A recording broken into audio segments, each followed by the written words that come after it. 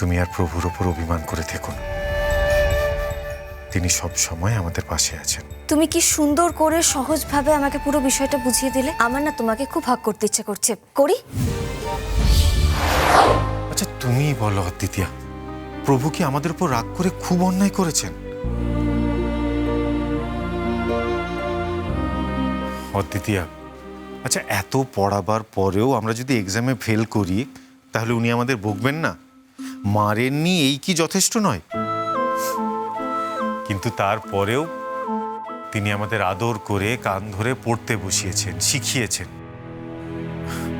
অদ্বিতীয়া, তুমি নিজেই ভেবে দেখো না, এই দারুব্রহ্ম কিভাবে উদ্ধার করা হবে, প্রভুকে কিভাবে শান্ত করা হবে, এটা তো আমরা নিজেরাই ঠিক করেছি, তাই না?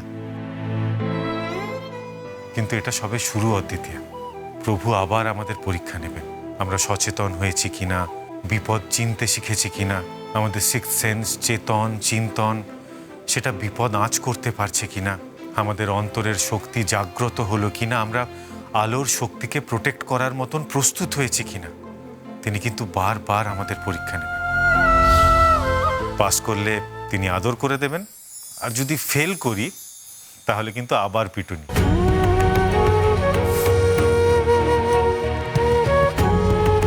তোমার মনে আছে অদ্বিতীয়া, আমি তোমাকে মহাভারতের গল্প শুনিয়েছিলাম। কুরুক্ষেত্রের যুদ্ধে শ্রীকৃষ্ণ কিন্তু অংশগ্রহণ করেননি। তিনি অর্জুনের মার্গদর্শক হয়েছিলেন, অর্জুনকে দিশা দেখিয়েছিলেন। ঠিক সেরকমই মহাপ্রভু আমাদের দিশা দেখান। এইবারে কোনো ইশারা না দিয়ে তিনি আমাদের বুঝিয়ে দিয়েছেন যে যাদের সাথে আমরা যুদ্ধ করছি তারা ঠিক কতটা শক্তিশালী। তাদের সাথে লড়াই করতে হলে আমাদের আত্মশক্তিতে বলীয়ান হতে হবে। অদ্বিতীয়া, তুমি আর প্রভুর ওপর অভিমান করে থেকো না। তিনি সব সময় আমাদের পাশে আছেন। আর ভবিষ্যতে এরপর থেকে যে বিপদই আসুক না কেন, আমরা আমাদের আত্মশক্তিতে বলীয়ান হয়ে সেই বিপদের সাথে লড়াই করব। বুঝেছ? সত্যি জিজি, তুমি কি সুন্দর করে সহজভাবে আমাকে পুরো বিষয়টা বুঝিয়ে দিলে। এই জন্যই তো আমি তোমাকে এত ভালোবাসি।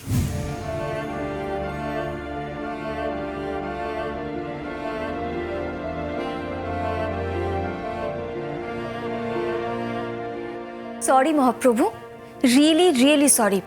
জিজি আমাকে এত সুন্দর করে সবটা বুঝিয়ে বলল যে আমার রাগ অভিমান সবকিছু গলে একেবারে জল হয়ে গেল।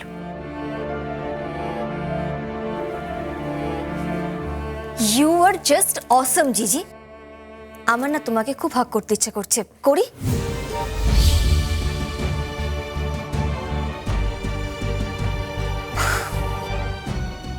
সেসব না হয় পরে হবে, এখন অনেক রাত হয়ে গেছে, চলো ঘুমোবে চলো। অদ্বিতীয়া, কাল থেকে কিন্তু 7 দিন 7 রাত দারুব্রহ্মের অর্চনা হবে। তারপর সমস্ত পুজো শেষ করে আমাদের আবার ওকে জলে ভাসিয়ে আসতে হবে। কাল থেকে কিন্তু আমাদের অনেক কাজ। এসো।